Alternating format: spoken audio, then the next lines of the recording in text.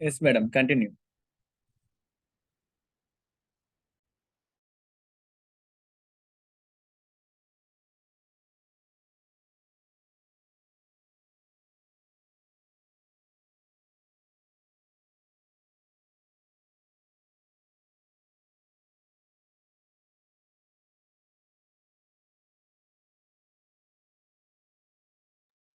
Madam మీరు ఒక్క నిమిషం మేడం, ఆడియో వినబడట్లేదు, ఒక్కసారి అన్మ్యూట్ చేసుకుంటారా మేడం?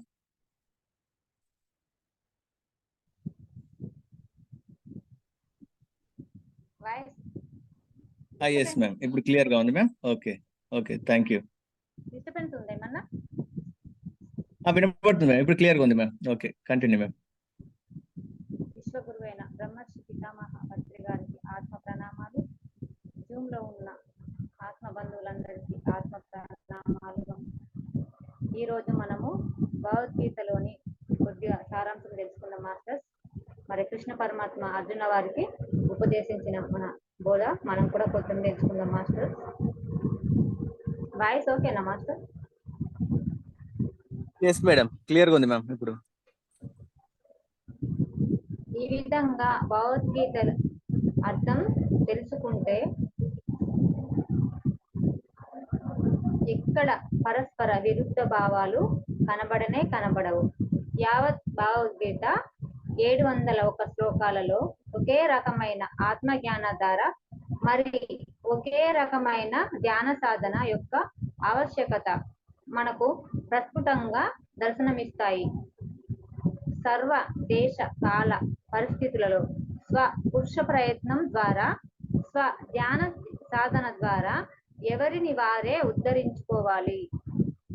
ఇదే సంపూర్ణ భగవద్గీత సారం, ఇదే సమగ్రమైన భగవద్గీత సారం. ధ్యానం రక్షతి రక్షితం, ధ్యానుల చేత రక్షింపబడిన ఈ ధ్యానమే తిరిగి ధ్యానులను రక్షిస్తుంది అంటున్నారు. అంటే ఇక్కడ మనకు భగవద్గీత అంటే ఏమంటుండంటే మనకు కృష్ణ పరమాత్మ ఇది పరస్పర విరుద్ధ భావాలకు కనబడే, అంటే యావత్ భగవద్గీత అంటే ఒక 700 శ్లోకాలలో ఉందట మాస్టర్.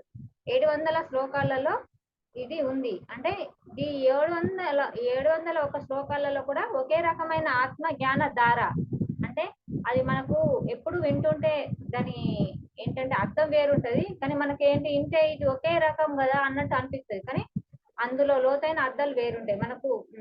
మనం తెలుసుకున్న కొద్దీ మనకు అర్థమవుతుంది మాస్టర్స్. అంటే ఇక్కడ ఒకే రకమైన ఆత్మ జ్ఞాన ద్వారా మరి ఒకే రకమైన ధ్యాన సాధన అంటున్నారు. అంటే ఒకే రకంగా ఉంటది. ఇప్పుడు పత్రి గారు ఎప్పుడు చెప్పినా కానీ మనకేం చెప్తాడు, నీకు ఏ సమస్య వచ్చినా కళ్ళు మూసుకో, శ్వాస మీద ధ్యాస పెట్టు అంటాడు. ధ్యానం గురించి చెప్తాడు, జ్ఞానం గురించి చెప్తాడు. అదే విధంగా భగవద్గీతలో కూడా అదే ఉంది. అంటే కృష్ణుడు అర్జునుల వారికి చెప్పిన బోధ ఏంటి అంటే, నువ్వు యోగివిగా అర్జున అని చెప్పిండు. అతడు ఎందుకంటే ఆత్మస్థితిలో లేరు, మనసు స్థితిలో ఉన్నాడు కాబట్టి అర్జునుల వారికి, అందుకోసమే నువ్వు యోగివిగా అన్నాడు. అంటే పదే పదే దాన్ని మనము చెప్తూనే ఉన్నాడు అన్నట్టు. అంటే ఇది ఏమంటుందంటే ఒకే రకమైన ధ్యాన సాధన యొక్క ఆవశ్యకత ఇక్కడ ఉంది. అంటే ఏ రకంగా చూసినా ఆత్మజ్ఞాన ద్వారా 700 శ్లోకాలలో ఒకటే రకంగా కనబడుతుంది మనకి ఇక్కడ చెప్తున్నారు. మళ్ళీ ఏమంటుండంటే సర్వదేశ కాల పరిస్థితులలో, అంటే ఎక్కడైనా ఏ కాల పరిస్థితులలోనైనా ఏంటి అంటే పురుష ప్రయత్నం, అంటే మనం ప్రయత్నం చేయాలన్నట్టు. దాని ద్వారా ధ్యాన ద్వారా ఎవరికి వారే ఉద్ధరించుకోవాలంటే మనం ప్రయత్నం చేసి మన స్వప్రయత్నం అంటే మనం ప్రయత్నించి మరి ఎవరికి వారే ఉద్ధరించుకోవాలి అంటుండ్రు. అంటే మరి ఇక్కడ మనల్ని ఉద్ధరించే వారు ఎవ్వరు ఉండరు, ఎవరికి వారే ఉద్ధరించుకోవాలంటుండ్రు. మరి బుద్ధుడు కూడా అన్నాడు కదా, అప్పో దీపో భవ అని. అంటే అందుకే ఎవరిని వారే ఉద్ధరించుకోవాలి ఇక్కడ అంటుండ్రు. అంటే ఏ కాల ఏ పరిస్థితుల్లోనైనా ఎక్కడైనా పురుష ప్రయత్నం, అంటే మనము ప్రయత్నించి మనది మనము ఉద్ధరించుకోవాలని ఇక్కడ చెప్తుండ్రు. అంటే ఇదే సంపూర్ణమైన భగవద్గీత సారం అంటుండ్రు, ఇదే సమగ్రమైన భగవద్గీత సారం అని చెప్తుంది ఇక్కడ. అంటే ఏమంటుంది, మళ్ళీ జ్ఞానం రక్షిత అంటే జ్ఞానాన్ని మనం రక్షిస్తే ఆ జ్ఞానమే మళ్ళీ మనల్ని తిరిగి రక్షిస్తుంది అంటుంది. మరి ఇదే విధంగా భగవద్గీత అన్నది విశేష జ్ఞానయోగ యుక్తమైనది, జ్ఞానయోగం యుక్తమైనది, కర్మయోగం యుక్తమైనది ఈ బోధన. భగవద్గీత అనే జీవనది, యోగ శాస్త్రం బ్రహ్మ విద్యతో కూడిన జీవనది. మానవుని జీవాత్మను దాని యొక్క అంతిమ గమ్యమైన ముక్తి సాగరాన్ని మోక్ష సముద్రానికి సునాయాసంగా చేరుస్తుంది. ఇక్కడ పిరమిడ్ మాస్టర్ యొక్క విశేష వినియోగార్థం వెలువరిస్తుంది. శ్రీకృష్ణ అమృతం శ్రీమద్ భగవద్గీతలో ఏంటి అంటే సాధనకు, ధ్యాన సాధనకు, యోగ సాధనకు ఇదే ఒక చక్కటి జ్ఞానం అని ఇక్కడ చెప్తున్నారు. అంటే ఇక్కడ ఏమంటున్నారు అంటే పరమాత్మ భగవద్గీత అన్నది ఒక విశేషమైన ధ్యాన యోగ యుక్తం, అంటే ఇక్కడ యుక్తమైనది అంటుండ. అంటే ఇది ఒక విశేషమైనది, యుక్తమైనది అంటే సరి అయినది, మనకు అవసరమైనది, సరి అయినది. జ్ఞాన యోగ యుక్తమైనది అంటే జ్ఞానపరంగా కూడా ఇది సరి అయినది. ఇక్కడ ధ్యానపరంగా సరి అయినది అంటే ఇక్కడ ధ్యాన యోగ యుక్తమైనది అంటుంది. ఇక్కడ ధ్యానపరంగా కూడా అది సరి అయినదే, మరి జ్ఞానపరంగా కూడా ఇది సరి అయినది. మళ్ళీ కర్మయోగ యుక్తమైన బోధన అంటుంది. అంటే కర్మ ఫలంగా కూడా ఇది సరి అయినది. ఎందుకంటే ప్రతి విషయంలో పరమాత్మ ఏమని చెప్తాడంటే నువ్వు కర్మ చేయి, నువ్వు ఏ కర్మ చేస్తే ఆ ఫలితము ఉంటుంది అని ఇక్కడ కృష్ణ పరమాత్మ పదే పదే మనకు చెప్తాడు. కాబట్టి ఇక్కడ ఏమంటుండంటే కర్మయోగ యుక్తమైన బోధన అంటుంది. అంటే ఇందులో ప్రతి ఒక్కటి ఉంది. ఇది నేర్చుకుంటే మనకు జీవితంలో మరి అంత దుఃఖం అనేది ఉండదని ఇక్కడ మనం తెలుసుకోవాలి మాస్టర్స్. మరి ఇది ఏంటి అంటుండంటే ఈ భగవద్గీత అనేది ఒక జీవనది అంటుంది. అంటే మన జీవితాలకు ఒకటి ఇది ఒక నది ప్రవాహం లాగా అని చెప్తున్నారు. యోగ శాస్త్రం బ్రహ్మ విద్యతో కూడిన జీవనది అంటుంది. అంటే యోగ శాస్త్రం అంటే ఎంతో మంది యోగులతో కూడిన యోగ శాస్త్రం. ఇది బ్రహ్మ విద్య అంటే ఒక బ్రహ్మ విద్య అంటే దానికి బ్రహ్మ విద్య అంటే దానికి సాటి లేనిది అన్నట్టు. అంటే అందులో అన్ని రకాలు కూడి ఉంటాయి అన్నట్టు. సకల జ్ఞానం కూడి ఉంటది, సకల వేదాలు కూడి ఉంటది బ్రహ్మ విద్యలో. మానవుని జీవాత్మ దాని యొక్క అంతిమ గమ్యమైంది. మానవునికి జీవాత్మ అంటే మనం ఇప్పుడు భూమికి వచ్చినాం కదా, ఈ ఆత్మ ఏంటి అంటే ఈ ఆత్మ జన్మ తీసుకొని మనం ఇప్పుడు జీవాత్మగా వచ్చినాం కాబట్టి దీనికి అంతిమ గమ్యమైన ముక్తి అంటే మనకు అంతిమ గమ్యమైన అంటే చివరిలో మనకు ముక్తి సాగరాన్ని, మోక్ష సముద్రాన్ని, ఇక్కడ ఏమంటున్నారంటే ముక్తి సాగరాన్ని, మోక్ష సముద్రాన్ని. చూడండి మాస్టర్స్ ఎంత మంచిగా చెప్తుందంటే మనము ఇక్కడ జీవాత్మగా భూమికి వచ్చినప్పుడు మనం అంతిమ సమయంలో మనకు అంటే చివరాఖరిలో మనం నేర్చుకోవాల్సింది ఇది భగవద్గీత. అంటే భగవద్గీత మనం నేర్చుకున్నాం అనుకోండి, దీని ద్వారా ఏంటి అంటే మనకు ముక్తి సాగరము, మోక్ష సముద్రం సునాయాసంగా చేరగలుగుతామని ఇక్కడ చెప్తున్నాడు పరమాత్మ మనం. మరి ఇక్కడ ఏంటి అంటే ఆత్మజ్ఞానానికి, బ్రహ్మ జ్ఞానానికి అతీత ప్రాధాన్యత ఇచ్చి తత్సంబంధిత శ్లోకాలనే విశ్లేషించడం జరిగింది అంటున్నాడు. అంటే ఇక్కడ ఆత్మజ్ఞానం ఇచ్చిండు, బ్రహ్మ జ్ఞానం ఇచ్చిండు, మరి దానికి సంబంధించింది, దానికి ప్రధానమైన ఇక్కడ శ్లోకాలు ఇందులో ఇవ్వబడిందని ఇక్కడ చెప్తున్నారు. అంటే పిరమిడ్ మాస్టర్లు కాబోయే వారందరూ ఈ యొక్క జ్ఞానాన్ని సంపూర్ణంగా ఆకలింపు చేసుకోవాలి. అంటే మనం నేర్చుకోవాలి అంటుండే, ఆకలింపు చేసుకోవాలి అంటుంది. సంపూర్ణంగా సత్యాన్ని, సంపూర్ణంగా ఆ ధర్మాన్ని తెలుసుకోవాలి. అందుకోసమే ఉద్దేశించబడినది ఈ శ్రీకృష్ణామృతం, శ్రీమద్ భగవద్గీత అని ఇక్కడ పరమాత్మ మనకు ఇక్కడ పత్రి గారు వివరణ ఇచ్చింది అన్నట్టు. మరి ఇక్కడ ఎక్కడ చూసినా గానీ మనకేంటి అంటే ఇక్కడ సత్యం గురించే చెప్తాడు పరమాత్మ. ఎక్కడ చూసినా సత్యం గురించి, ఆత్మ గురించే చెప్తాడు. అంటే మనం నేర్చుకోవాల్సింది అదే. మరి ఇక్కడ అంతిమ సమయంలో మనం ఇక్కడ మనకు ముక్తి సాగరాన్ని, మోక్ష సముద్రాన్ని దాటాలి అంటే మనము ఏంటి అంటే ఈ భగవద్గీతను మనం ఆకలింపు చేసుకోవాలని ఇక్కడ మనం తెలుసుకోవాలి ఫ్రెండ్స్. మరి మనకు దీన్ని ఒక ఏంటి అంటే మనం రోజువారీ నిత్యవారీ జీవితంలో దీన్ని ప్రతిరోజు మనం వినడం చేయాలి మాస్టర్స్. మరి ఇక్కడ మరి ఏమంటుండంటే పరమాత్మ అర్జునుల వారు నేను యుద్ధం చేయను అని అక్కడ ధనుర్బాణాలన్నీ పడేసి అతడు రథంలో కూలబడిపోయిండు. నా వల్ల కాదు, నేను యుద్ధం చేయ, వాళ్ళంతా నా వాళ్ళు, నా బంధువులు, నా గురువులు, నేను వాళ్ళను యుద్ధం చేయ అన్నప్పుడు మరి ఇక్కడ కృష్ణ పరమాత్మ ఏం చేస్తున్నాడు అంటే అతని బాధ్యత ఏంటి అంటే ఇప్పుడు మళ్ళీ అర్జునునికి అన్ని వివరించాలి, ఆత్మబోధ చేయాలి, అతనికి వివరించాలి, మళ్ళీ అతన్ని యుద్ధానికి సిద్ధం చేయాలి. మరి అలా యుద్ధానికి సిద్ధం చేయాలంటే అతనికి ఎంత నేర్పాలి? అతడు మనసు స్థితిలోనే ఉన్నాడు, మరి అతనికి నేర్పాలంటే మరి ఎలా అని ఇదేంటి అంటే ఒక యుద్ధ రంగంలో వచ్చింది భగవద్గీత. మరి ఆ యుద్ధ రంగంలో ఆ యుద్ధం చేయని ఆ అర్జునుల వారు అక్కడ కూలబడిపోయినప్పుడు మళ్ళీ అక్కడ కాలాన్ని ఆపి పరమాత్మ ఆ క్షణంలోనే అతనికి ఈ భగవద్గీత బోధ చేయడం జరిగిందట మాస్టర్స్. మరి ఆ భగవద్గీత ద్వారా మళ్ళీ ఏమంటుండంటే ఇక్కడ, ఓ పార్థ, నీ పిరికితనాన్ని తెచ్చుకోవద్దు, అది నీకు ఎంత మాత్రము తగదు అంటున్నారు. తుచ్చమైన హృదయ దౌర్బల్యాన్ని విడిచిపెట్టి యుద్ధానికి సంసిద్ధుడివి కా అంటున్నాడు.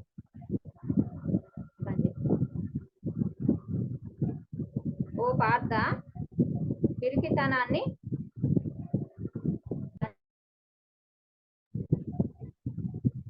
తెచ్చుకోవద్దు, అది నీకు ఎంత మాత్రము తగదు అంటున్నాడు. తుచ్చమైన హృదయ దౌర్బల్యాన్ని విడిచిపెట్టి యుద్ధానికి సంసిద్ధం కా అని అంటున్నారు.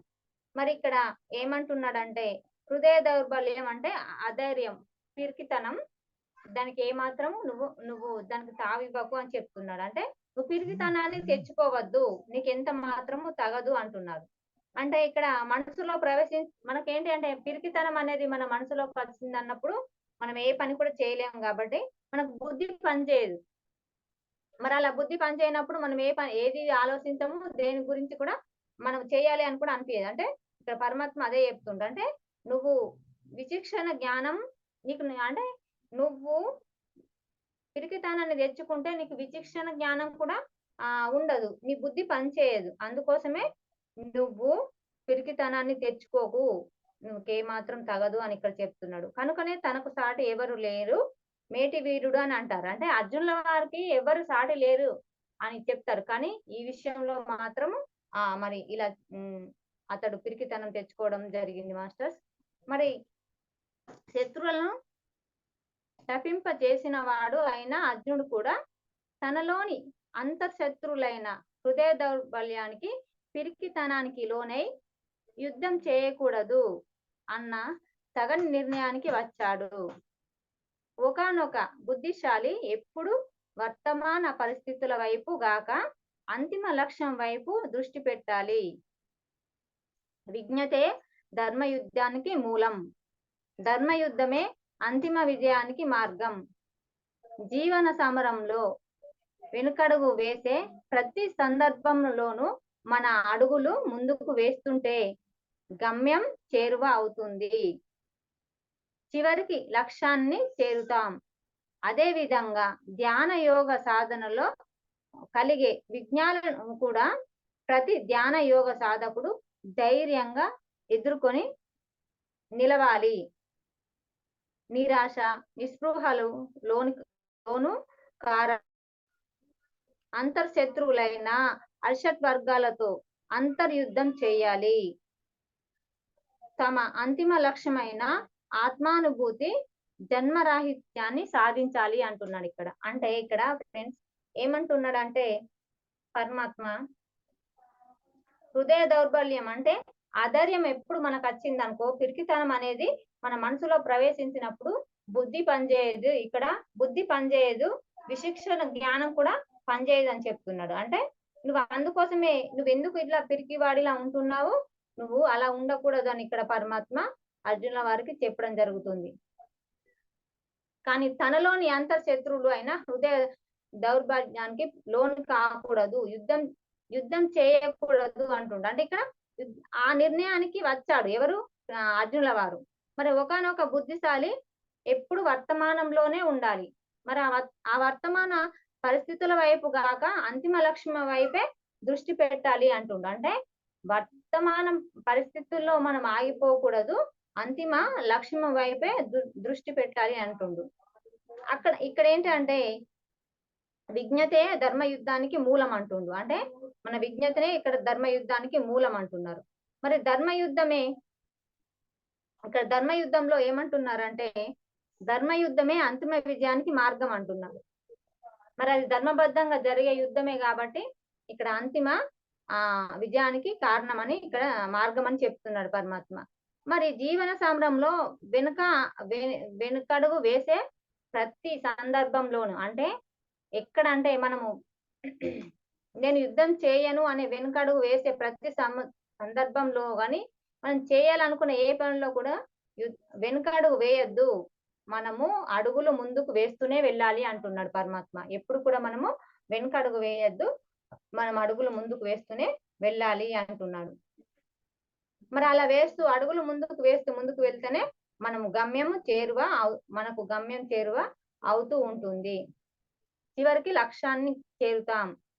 అదే విధంగా ధ్యాన యోగ సాధనలో కూడా, అంటే ఇది యుద్ధ రంగంలో అని చెప్పిండు, మళ్ళీ ఇక్కడ ధ్యాన యోగ సాధనలో అని చెప్తుండు. అంటే ఆ ధ్యాన యోగ సాధనలకు మనకు ఎలాంటి విఘ్నాలు వచ్చినా కూడా ప్రతి ధ్యాన యోగ సాధకుడు ధైర్యంగా ఎదుర్కోవాలి అంటుండు. అంటే మనం ఇప్పుడు ఎన్నో పరిస్థితులతో కొట్టుమెట్టు ఆడుతున్నాం కదా ఫ్రెండ్స్.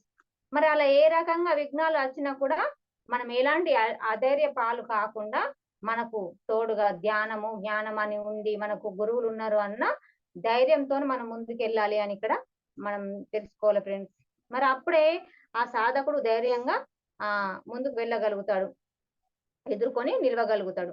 ఎలాంటి మరి నిరాశ నిస్పృహలను కూడా మనకు తావివ్వకూడదు అంటున్నారు. అంటే మనం ఇక్కడ జ్ఞానం చేసి మన జ్ఞానం నేర్చుకున్నప్పుడు మనకేంటి అంటే ఎంతో కొంత తెలుస్తుంది కాబట్టి మనకి ఇక్కడ ఎలాంటి నిరాశ నిస్పృహలకు కూడా మనము లోను కారాదు అని చెప్తున్నాడు.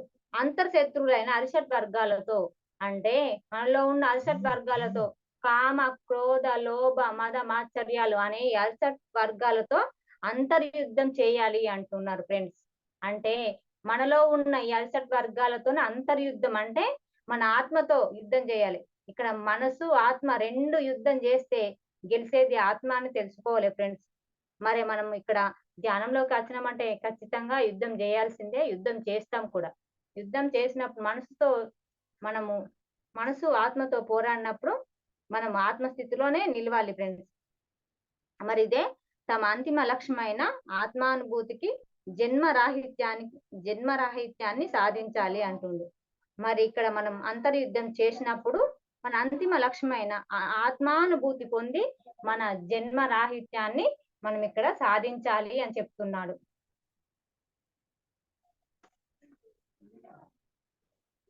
ఇక్కడ మళ్ళీ ఏమంటున్నాడంటే, దేనికోసం దుఃఖించకూడదో దానికోసం దుఃఖిస్తూ పైపెచ్చు పెద్ద ఆరిందాన్లా మాట్లాడుతున్నవేమిటి? పండితులైన వాళ్ళెవరో కూడా సకల గురించి గాని విగత జీవుల గురించి గాని ఏమాత్రం దుఃఖించరు సుమా. ఇక్కడ ప్రజ్ఞ శోకం అనేవి రెండు పరస్పర విరుద్ధ అంశాలు, రెండు పరస్పర విరుద్ధ స్వభావాలు. ప్రజ్ఞ కలిగిన వాడు పండితుడు. ప్రపంచంలో ఉన్న ప్రతి ఒక్కడు చనిపోయేవాడే అన్న సత్యం పండితుడికే తెలుసు. ఒకానొక చనిపోయిన వాడి కోసం గాని, ఒకానొక చనిపోయే వాడి కోసం గాని, అంటే ఉన్నవాడి గురించి గాని పోయినవాడి గురించి గాని పండితుడు ఎన్నడూ శోకించడు. పండితుడు దేనికి ఏడవడు. ఏమేం సాధించాలో అవన్నీ సాధిస్తూనే పోతుంటాడు. వదనంలో విషాద ఛాయలు కూడా ఉండవు, ఎప్పుడు ఆనందమే ఆనందం. అర్జునుడు ఒక ప్రక్కన తన బంధువులు గురువులు యుద్ధంలో చనిపోతారు అని ఏడుస్తున్నాడు, ఇంకొక ప్రక్కన రక్తపాతం ఎందుకు చేయాలి అని భిక్షాటన చేసి బ్రతుకుతాను అని గొప్ప గొప్ప మాటలు మాట్లాడుతున్నాడు. అంటే ఒక పక్కన శుద్ధ పామరుడిగా ఏడుస్తున్నాడు, ఇంకొక ప్రక్కన పండితులాగా మాట్లాడుతున్నాడు. దేనికైనా ఏడ్చేవాడు పామరుడు, దేనికైనా ఏడవని వాడు పండితుడు. పండితుడు అంటే ఆత్మశాస్త్రం అవగతమైన వారు, పామరుడు అంటే ఆత్మశాస్త్రం ఏమాత్రం అవగతము కానివారు. ఇక్కడ ఏమంటున్నాడంటే ఫ్రెండ్స్, ఇక్కడ ప్రజ్ఞ శోకం అనేవి రెండు పరస్పర విరుద్ధాలు అంటున్నాడు. ఇక్కడ ప్రజ్ఞ అంటే ప్రజ్ఞ అంటే మనము అన్ని తెలుసుకున్న స్థితిలో ఉన్న వాళ్ళం. అంటే ఇక్కడ శోకం అంటే ఇక్కడ దుఃఖానికి ఏదని కూడా మనకి ఇక్కడ తావులేదు అంటున్నాడు. ఇక్కడ 2 పరస్పర విరుద్ధాల స్వభావాలు అంటున్నాడు. మరి ప్రజ్ఞ కలిగిన వాడు అంటే అది మనకు ఇది కొంచెం జ్ఞానం తెలిసినప్పుడు అతన్ని ఏమంటారంటే పండితుడు అంటారు. అంటే అంతో ఇంత తెలిసిన వారిని ఏమంటారంటే పండితులు అంటారు. మరి ప్రపంచంలో ఉన్న మరి అది తెలియని వారిని ఏమంటారంటే పామరుడు అంటారు. అంటే ప్రపంచంలో ఉన్న ప్రతి ఒక్కరు అంటే మరి ఈ భూమి మీద కలిసిన ప్రతి జీవి కూడా అది చనిపోతారని ఇక్కడ మనం తెలుసుకోవాలి ఫ్రెండ్స్. ఏ జీవికైనా మరణం ఉన్నది అని తెలుసుకోవాలి ఫ్రెండ్స్. మరి మనం ఇక్కడ ప్రతి ప్రతి జన్మకు ఏ జన్మ తీసుకొని రావడం, ఇక్కడ చేయవలసిన పనులు ఏందో చేయడం, ఆ పని పూర్తి కాగానే మనం వెళ్ళడం, మరి మరలా మరి జన్మ తీసుకొని రావడం, మరి ఇదే కదా మన ఈ మన ప్రయత్నం. అంటే ఇలా వెళ్తూ వస్తూ మనం చివరాఖరికి ముక్తి సాధించాలంటే మనం ఈ ధ్యాన మార్గంలోకి రావాలి ఫ్రెండ్స్. మరి ఎన్నో జన్మల సాధన చేస్తే మనకి ధ్యాన మార్గము దొరుకుతుందట. అంటే 1 జన్మ 2 జన్మలు కాదు ఫ్రెండ్స్, కొన్ని వందల జన్మలు చేయాలట. మనం ఈ ధ్యాన మార్గంలోకి వచ్చినము అంటే 300 350 జన్మలు దాటితే గాని మనకు ఈ ధ్యానము అందదట ఫ్రెండ్స్. ధ్యానం అందరు అటువైపు కూడా మనం కన్నెత్తి చూడమట. అందుకోసమే మనం ఇప్పుడు ఎన్నో వందల జన్మలు తీసుకున్న ఆత్మలం ఫ్రెండ్స్ మనం ఇక్కడ. అందుకోసమే ఇక్కడ తెలుసుకోవాలి మనం. ఎందుకంటే మనం ఎన్నో జన్మల్లో ఎన్నో పాఠాలు నేర్చుకుంటున్నాం కాబట్టి వచ్చినప్పుడల్లా మనం పాఠాలు నేర్చుకోవడానికే ఈ భూమి మీదకి రావడం జరుగుతుంది కాబట్టి ఈ భూలోకం ఒక పాఠశాల అని తెలుసుకోవాలి ఫ్రెండ్స్. మరి మనం ఈ భూమి మీదకి పాఠాలు నేర్చుకోవడానికి వచ్చినాం కాబట్టి ప్రతి ఒక్క వ్యక్తి మరి పుట్టిన ప్రతి జీవి మరణించక తప్పదు అని ఇక్కడ మనం తెలుసుకోవాలి ఫ్రెండ్స్. మరి ఈ సత్యాన్ని తెలుసుకున్న వాడే పండితుడు అని ఇక్కడ అంటున్నాడు. మరొకనొక చనిపోయిన వాడి కోసము గాని చనిపోయే వాడి కోసం గాని ఏడ్చేవాడు వాడు పండితుడు కాదు అని ఇక్కడ మనకు పరమాత్మ చెప్తున్నాడు ఫ్రెండ్స్. మరి ఎప్పుడు శోకించదగదు అని ఇక్కడ అర్జునుల వారికి శ్రీకృష్ణ పరమాత్మ చెప్తున్నారు. మరి పండితుడు దేనికి ఏడవడు, ఏది జరిగినా గాని దేనికి ఏడవడు, ఏమేమి సాధించాలో అవన్నీ సాధిస్తూనే పోతుంటాడు అని ఇక్కడ చెప్తున్నాడు. అంటే దేనికి నువ్వు నిరాశ నిస్పృహలు చెందకూడదు, నువ్వేదేది సాధించాలో అది సాధిస్తూనే వెళ్ళాలి అని ఇక్కడ చెప్తున్నాడు. వదనం అంటే మనసులో విషాద ఛాయలు కూడా రాకూడదు అంటున్నాడు ఇక్కడ. విషాద ఛాయలు కూడా మనకు రాకూడదు, ఎప్పుడు ఆనందమే ఆనందము అన్నట్టు ఉండాలి. అంటే మనం అలా ఆనందంలో ఉండాలంటే మన ఆత్మస్థితిలో ఉండాలి ఫ్రెండ్స్. మరి ఆత్మస్థితిలో ఉండాలి అంటే మనము మనసును దాటేయాలి అంటే ఇక్కడ ధ్యాన సాధన చేయాలి. తీవ్రమైన ధ్యాన సాధన చేసినప్పుడు తీవ్ర సాధన చేసినప్పుడు మరి మనము మనసును దాటేసి ఆత్మస్థితికి చేరుకుంటాం ఫ్రెండ్స్. మరి ఇక్కడ అర్జునుడు ఏమంటున్నాడంటే ఒక ప్రక్కన బంధువులు గురువులు యుద్ధంలో చనిపోతారు అని ఏడుస్తున్నాడు, మరి ఇంకొక ప్రక్కన రక్తపాతం ఎందుకు చేయాలి అని మళ్ళీ అట్లా అంటున్నాడు. అంటే ఇప్పుడు అలా ఏడుస్తున్నాడు, ఇక్కడ రక్తపాతం ఎందుకు అంటున్నాడు. అంటే మరి ఇక్కడ సరి అయిన ఆలోచన అతనికి లేదు. ఇక్కడ భిక్షాటన చేసి బ్రతుకుతాను అని గొప్ప మాటలు కూడా మాట్లాడుతున్నాడు అంటున్నాడు. అంటే ఇక్కడ ప్రక్కన శుద్ధ పామరుడిలా ఏడుస్తున్నాడు, ఇంకొక ప్రక్కన పండితులా మాట్లాడుతున్నావని కృష్ణుల వారు అర్జునుల వారిని ఇక్కడ అంటే అలా కొంచెం అతనికి చెప్తున్నాడు అన్నట్టు. మరి దేనికి ఏడవని వాడే పండితుడు అంటున్నాడు. ఇక్కడ పండితుడు అంటే ఆత్మశాస్త్రము అవగతం చేసుకున్నవాడు, పామరుడు అంటే ఆత్మశాస్త్రం ఏది కూడా తెలియని వారు అని ఇక్కడ మనం తెలుసుకోవాలి ఫ్రెండ్స్.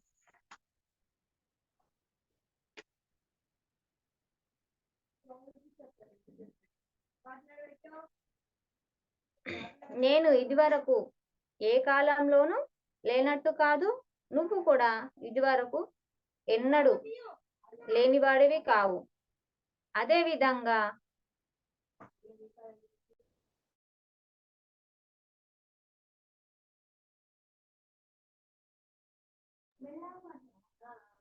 నేను ఇదివరకు ఏ కాలంలోనూ లేనట్టు కాదు, నువ్వు కూడా ఇదివరకు ఎన్నడూ లేనివాడివి కావు.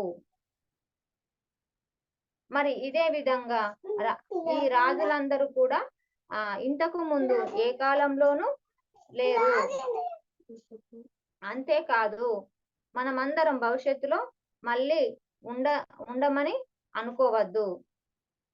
శరీరము ఏర్పడక ముందు ఆత్మ ఉంది, శరీరము నశించిన తర్వాత కూడా ఆత్మ ఉంది.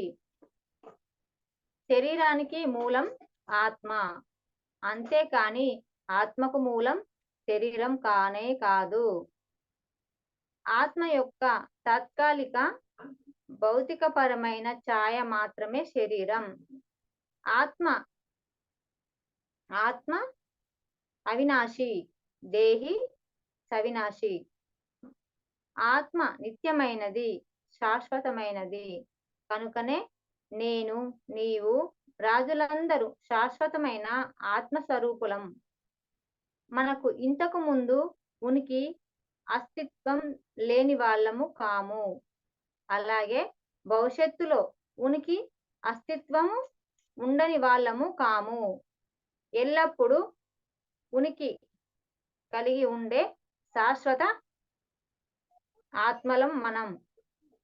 సమస్త జీవులు ఆత్మావత్ అనే విషయాన్ని ప్రతిపాదిస్తున్నారు శ్రీకృష్ణ పరమాత్మ. ఇక్కడ ఏమంటున్నాడు ఫ్రెండ్స్ అంటే, ఇక్కడ నేను ఇంతవరకు ఏ కాలంలోనూ లేనట్టు కాదు, మరి నువ్వు కూడా ఇంతవరకు ఎప్పుడు లేనివాడివి కావు. అదే విధంగా రాజులందరూ కూడా ఇంతకు ముందు ఏ కాలంలోనూ లేనివారు కారు.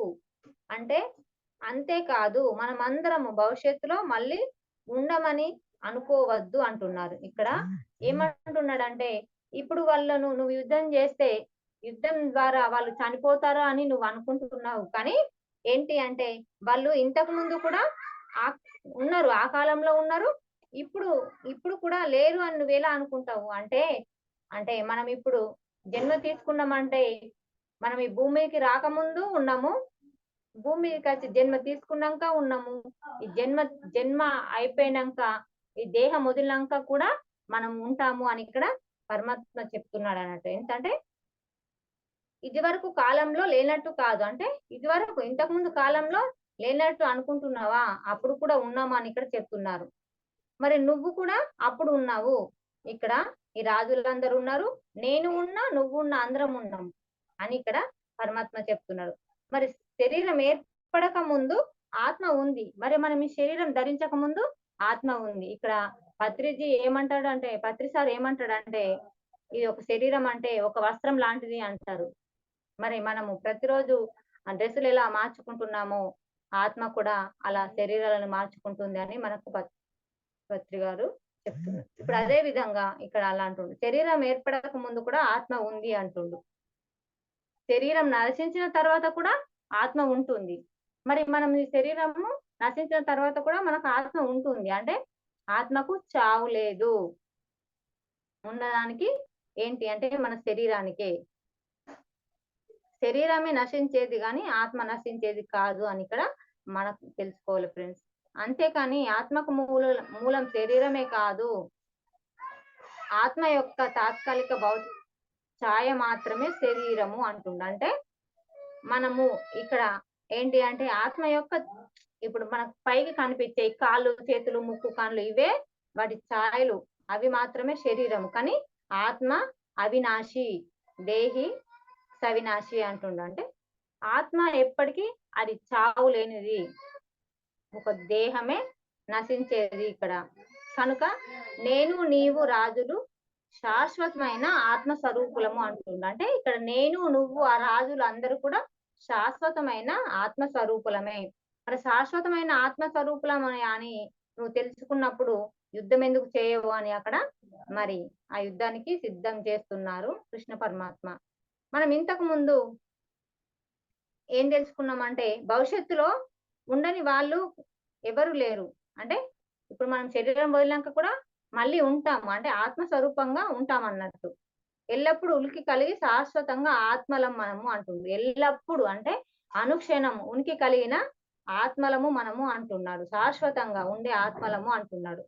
సమస్త జీవులు ఆత్మవత్ అనే విషయాన్ని ప్రతిస్పందిస్తున్నాడు శ్రీకృష్ణ పరమాత్మ. అంటే సమస్త జీవులు మనమే కాదు ఫ్రెండ్స్, సమస్త జీవులు అంటే అన్ని జీవులు కూడా ఈ లోకంలో, ఈ ప్రపంచంలో అన్ని జీవులు కూడా, సమస్త జీవులు కూడా ఆత్మవాన్ అంటే ఎప్పుడు ఆత్మస్వరూపులే, ఎప్పుడు వీటికి చావు అన్నది లేదు. మరి చావు శరీరానికే గాని ఇక్కడ ఆత్మకు కాదు అని మనం తెలుసుకోవాలి ఫ్రెండ్స్. ఇక్కడ మళ్ళీ ఏమంటున్నారు అంటే దేహి వలన దేహదారులకు బాల్యం, యవ్వనం, ముసలితనం మొదలైనవి కలగటం ఎంత సహజమో మరొక దేహాన్ని పొందడం కూడా అంతే సహజం. ధీమంతుడు ఆ విషయంలో మోహితుడు కాడు. ఒకానొక జీవాత్మ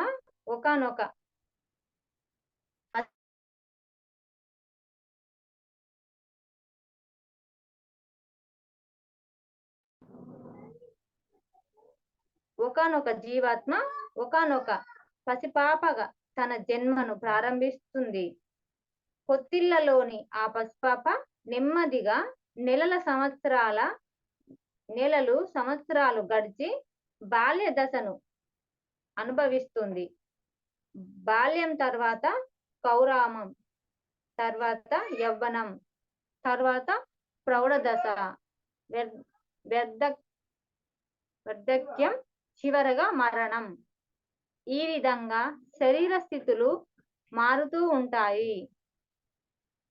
ఒక దశలోని రూపం తరువాతి దశకు మార్పు చెందుతుంది. ఒక స్థితిలోని శరీరం వేరొక స్థితిలోకి చేరినప్పుడు అంతా మారిపోతుంది.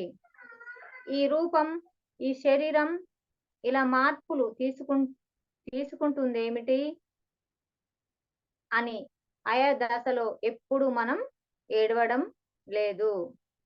ఎందుకంటే అలా మార్పు చెందడం భౌతిక శరీరం యొక్క ధర్మం. మరి అవి మనకు ఖచ్చితంగా తెలుసు కనుక అయితే మరణానికి దుఃఖిస్తున్నాం. ఎందుకంటే ఆత్మధర్మం మనకు తెలియదు కనుక. మరి ఇక్కడ ఏమంటున్నాడు ఫ్రెండ్స్ అంటే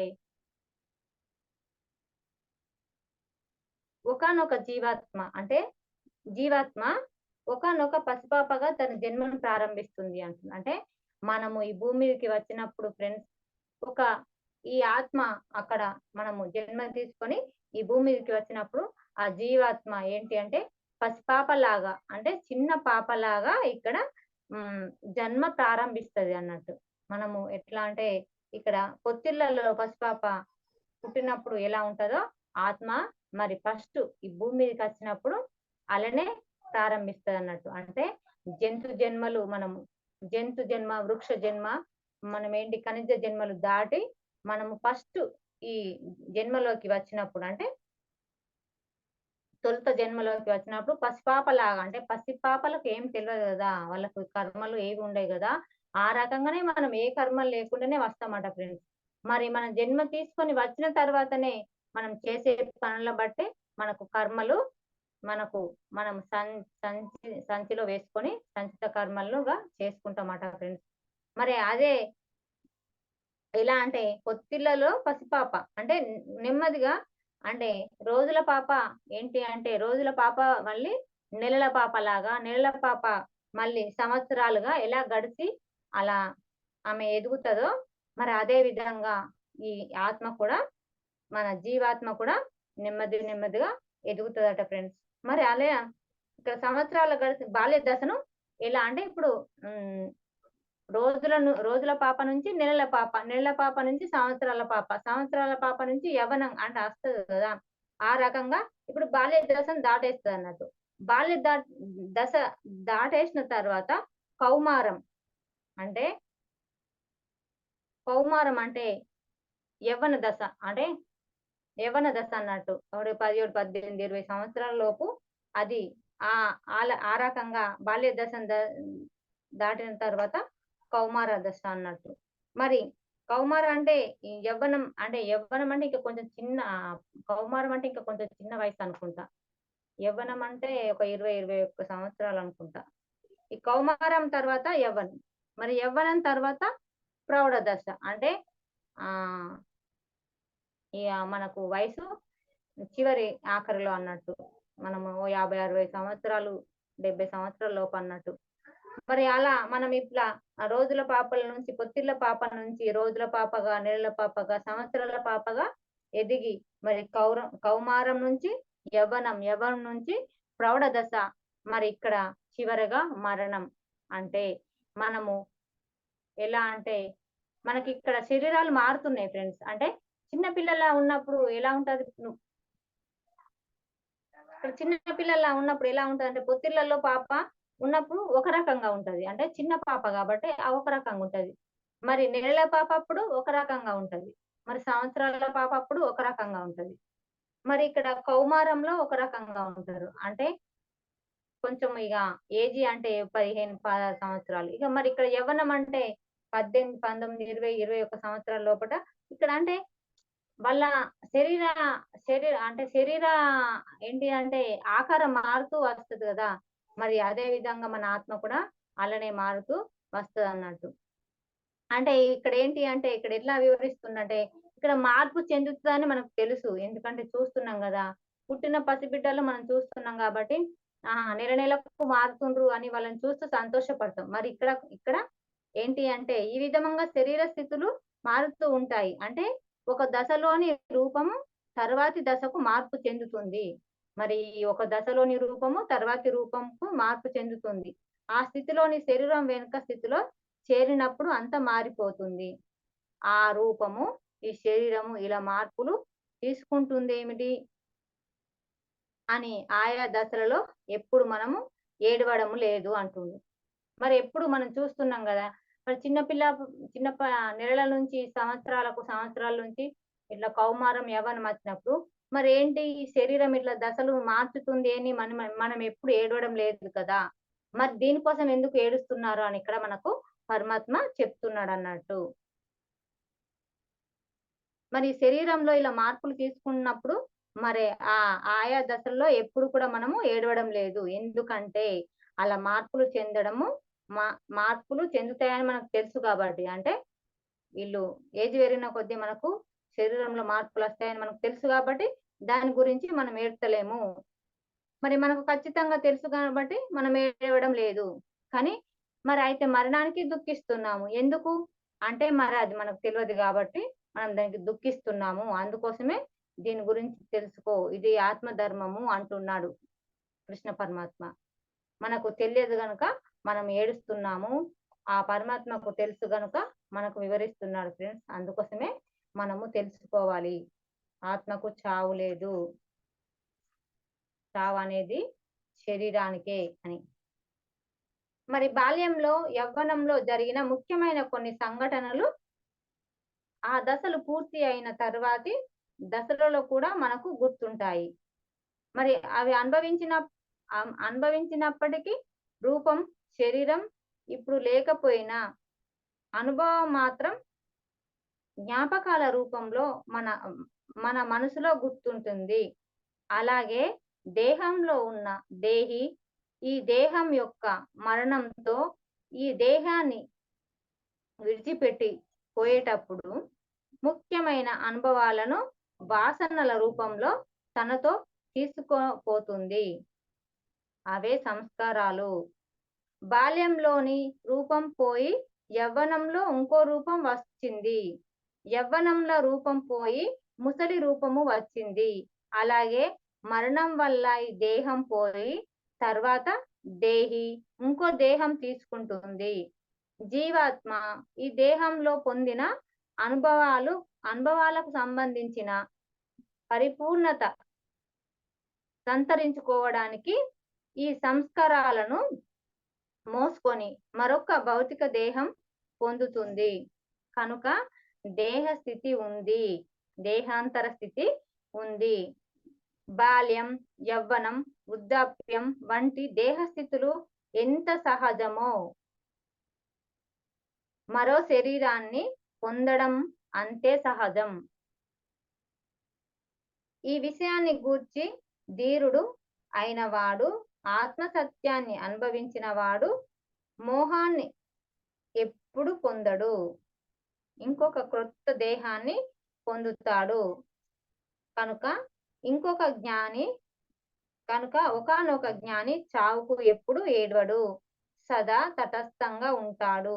అవద చిరునవ్వుతో ఉంటాడు. అంటే ఇక్కడ ఏమంటున్నాడంటే ఫ్రెండ్స్, బాల్యంలో యవ్వనంలో అంటే ముఖ్యమైన ఇవి మనకు సంఘటనలు గుర్తుంటాయి. అంటే మనము చిన్నప్పుడు అంటే బాగా చిన్నప్పటివి మనం మర్చిపోలేం గాని ఇవి మనకి ఎప్పుడు ఉంటది కదా, మన స్కూల్కి వెళ్ళే వయసులో గాని, చిన్న వయసులో గాని, మన ఫ్రెండ్స్ తో ఇట్లా చేసినాం అట్లా చేసినాం అని మనకి ఇవి గుర్తులు జ్ఞాపకాలు ఉంటాయి కదా. అంటే ఈ దశలో పూర్తి అయిన తర్వాత కూడా మనకు గుర్తుంటాయి. అంటే ఆ దశలు ఇప్పుడు బాల్యము యవ్వనము జరిగిన తర్వాత కూడా అవి మనకు గుర్తుంటున్నాయి అంటున్నాడు ఇక్కడ. మరి అవి అనుభవించినప్పుడు ఆ రూపం శరీరం ఇప్పుడు లేకపోయినా మరి ఆ జ్ఞాపకాల రూపం మాత్రము మనసులో మనకు గుర్తుంటుంది అంటుంది. అంటే మనము అంటే ఇప్పుడు చిన్న పిల్లలు ఉన్నప్పుడు ఉన్న ఆకారం మనం పెద్దగా అయినప్పుడు లేకపోయినా గానీ, ఆ జ్ఞాపకాలు మాత్రం మనకు మనసులో గుర్తుంటాయి గదా! మేము చిన్నప్పుడు ఇట్లా చేసినాము, స్కూల్‌కెళ్ళేటప్పుడు ఇట్లా చేసినాము అని మనము ఆహ్, మాట్లాడుకుంటూ చెప్పుకుంటూ ఉంటాం గదా! మరి ఆ జ్ఞాపకాలు గుర్తుంటాయి. అనుభవం మాత్రం జ్ఞాపకాల రూపంలో మరి మనకెప్పుడు గుర్తునే ఉంటది అంటుండు. మరి అద్ అదే విధంగా దేహంలో ఉన్న దేహి అంటే ఈ దేహంలో ఉన్న ఈ ఆత్మ ఈ దేహం యొక్క మరణంతో ఈ దేహాన్ని విడిచిపెట్టి పోయేటప్పుడు ముఖ్యమైన అనుభవాల వాసన రూపంలో తనతో తీసుకుపోతుంది. అదే సంస్కారాలు అంటుంది. అంటే ఫ్రెండ్స్ ఇక్కడ మనము జీవాత్మ తీసుకొని అంటే ఈ భూమి మీదకి వచ్చిన తర్వాత అంటే మనం ఇప్పుడు ఏమంటున్నాడంటే మన చిన్నప్పుడు బాల్యంలో, యవ్వనంలో జరిగినయి మనకెలా అయితే గుర్తుంటాయో, అవి మనసులో మనం పదే పదే ఎలా గుర్తుంచుకుంటున్నామో, అదే విధంగా మనం ఇక్కడ మరణం తర్వాత, మన దేహం విడిచిన తర్వాత ఏంటి అంటే, మన దేహంతో చేసిన పనులు, ఆ పనులు వాటి వాటి సంస్కారాలు, వాటి వాసనలు మన వెంట తీసుకొని వెళ్తామట. అంటే ఆత్మతోని తీసుకొని వెళ్తామట. అందుకోసమే మన గురువులు ఏం చెప్తున్నారంటే, మనము మన వెంట వచ్చే వాటి కోసమే మనం మన వెంట వచ్చే వాటి కోసమే మనం ప్రయత్నిద్దాం అంటున్నారు. అంటే మన మరణం తర్వాత కూడా మన వెంట వచ్చేవి ఏంటి అంటే మన మంచి చెడులే. అంటే మనం చేసే కర్మల బట్టే మనకు మంచి చెడులుంటాయి. అందుకోసమే మనం ఎప్పుడు ఆత్మస్థితిలో ఉంటూ, ఆత్మజ్ఞానం నేర్చుకుంటూ, మన సంస్కారాల ఇవి ఇక్కడ ఏంటంటే మంచి సంస్కారాలతో ఉంటూ, మంచి పనులు చేస్తూ, మంచి కర్మలతో మనము మన వెంట తీసుకువెళ్ళాలి ఫ్రెండ్స్. మన సంచిలో ఏసుకపోయేదంతా ఏంటి అంటే చక్కటి ఆత్మజ్ఞానాన్నే మనం తీసుకొని వెళ్ళాలి ఫ్రెండ్స్. మరి అలా ప్రయత్నించాలి మనం. అవే వాసనలు, సంస్కారాలు అంటుండిక్కడ. మరి బాల్యంలో రూపం పోయి యవ్వనంలో ఇంకో రూపం వచ్చింది. యవ్వన రూపంలో పోయి ముసలితనం వచ్చింది.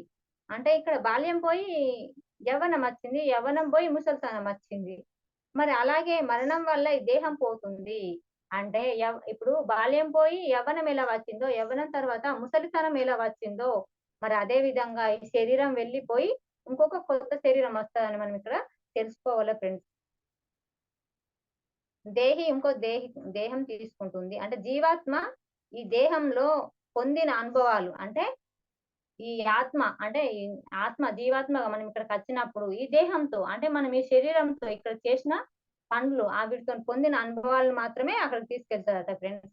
అదే మరి సంస్కారాలు మోసుకొని మరొక భౌతిక దేహం పొందుతుంది. అంటే ఈ ఆత్మ ఇక్కడ ఈ జన్మలో చేసిన సంస్కారాలు ఏవైతుంటాయో మనం చేసినయి మరి అవి మరి మళ్ళొక జన్మకు తీసుకొని వెళ్తది. అంటే ఇంకో శరీరంలోకి అది ప్రవేశించేటప్పుడు ఇవి తీసుకొని వెళ్తదని ఇక్కడ చెప్తుండు. కనుక దేహ స్థితి ఉంది, దేహాంతర స్థితి ఉంది అంటుండు. అంటే మనకు దేహ స్థితి ఉంది. అంటే ఈ దేహం అనే స్థితి ఉంది. దేహాంతర స్థితి కూడా ఉంది అంటుండు ఇక్కడ. అంటే బాల్యం, యవ్వనం, వృద్ధాప్యం వంటి దేహ స్థితులు ఎంత సహజమో మరి మన శరీరం పొందడం కూడా అంతే సహజము అంటున్నారు ఇక్కడ. అంటే మనం బాల్యం తర్వాత యవ్వనం, యవ్వనం తర్వాత వృద్ధాప్యం అని, ఈ తర్వాత మరణం అని ఇవెలా అయితే సహజం ఉన్నదో మరి మనం మళ్ళీ కూడా శరీరం పొందడం అన్నది కూడా అంతే సహజం అని ఇక్కడ తెలుసుకోవాలని ఇక్కడ చెప్తున్నాడు ఫ్రెండ్స్. ఈ విషయాన్ని మనం తెలుసుకోవాలి అంటే ఒక విషయాన్ని ఈ ధీరుడైన వాడు ఈ ఆత్మ సత్యాన్ని అనుభవించిన వాడు మోహాన్ని ఎప్పుడు పొందడు అంటున్నాడు. ఇంకొక క్రొత్త దేహం పొందుతాడు గనుక ఒకానొక జ్ఞాని చావుకెన్నడు ఏడవడు, సదా తటస్థంగా ఉంటాడు, అవద చిరునవ్వుతో ఉంటాడు అంటుండు. అంటే ఇక్కడ మనకు ఆత్మ సత్యాన్ని అనుభవించిన వాడు అంటే మన కృష్ణ పరమాత్మ లాంటి వారు అనుకోవచ్చు. ఇక్కడ ఆత్మస్థితిలో ఉంటాడు కాబట్టి ఆ పరమాత్మకు ఏంటి అంటే ఎలాంటి మోహం అనేది ఉండదు, దుఃఖం అనేది ఉండదు. ఎందుకంటే ఈ దేహం పోతే నేను ఇంకొక కొత్త దేహం తీసుకుంటా కదా అని అనుకుంటాడు. అంటే ఎప్పుడు కూడా ఒకానొక జ్ఞాని చావుకు ఏడవనే ఏడవడు అంటుండు. అంటే ఒక జ్ఞాని చావుకు ఏడవనే ఏడవడు. ఎందుకంటే బాల్యం తర్వాత యవ్వనం, యవ్వనం తర్వాత ఈ వృద్ధాప్యం, తర్వాత మరణం ఇలా సహజమో మరి ఈ దేహం వదిలినాక కూడా మరి ఇంకో క్రొత్త దేహం తీసుకోవడం కూడా అంతే సహజం అని ఇక్కడ తెలుసుకుంటారు ఫ్రెండ్స్. మరి ఎప్పుడు జ్ఞాని చావుకు ఏడవనే ఏడవడు అని అంటాడు. అంటే సదా తటస్థంగా ఉంటాడు, అంటే ఎప్పుడు స్థిరంగా ఉంటాడు, అవదా చిరునవ్వుతో ఉంటాడు. అంటే ఇప్పుడు మన కృష్ణ పరమాత్మ చూడండి ఫ్రెండ్స్, ఎప్పుడు కూడా నవ్వుతూనే ఉంటాడు. మరి అతనికి బాధలు లేవంటే చాలా ఉన్నాయి, అయినా కానీ ఎప్పుడు నవ్వుతూనే ఉంటాడు తటస్థం. ఎందుకు అంటే ఆత్మస్థితిలో ఉన్నాడు కాబట్టి ఆ పరమాత్మ. మరి మనము కూడా ఇలా ధ్యానం చేసి జ్ఞానం పొంది మనం కూడా ఆత్మస్థితిలో ఉందాం ఫ్రెండ్స్. మరి నాకు ఇంతటి అవకాశం ఇచ్చిన మీ అందరికీ కృతజ్ఞతలు. Thank you master.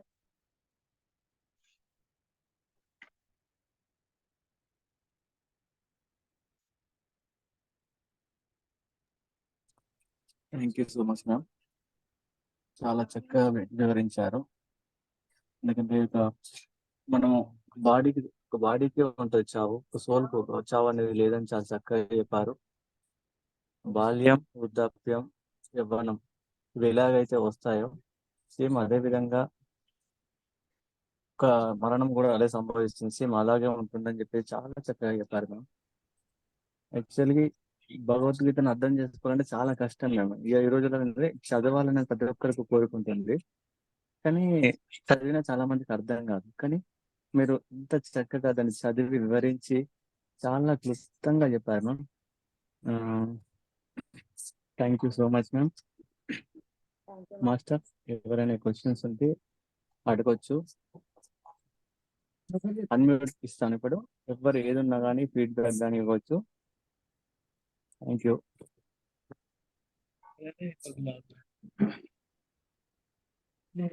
మా బిడ్డలు పోయి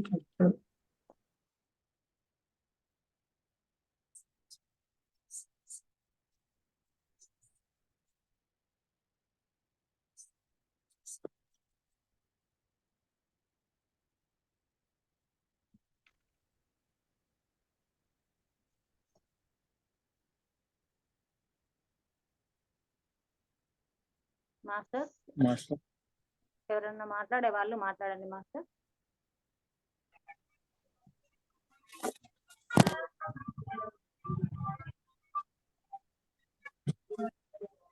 మాస్టర్ ఇక్కడ ఆఫ్ చేయండి.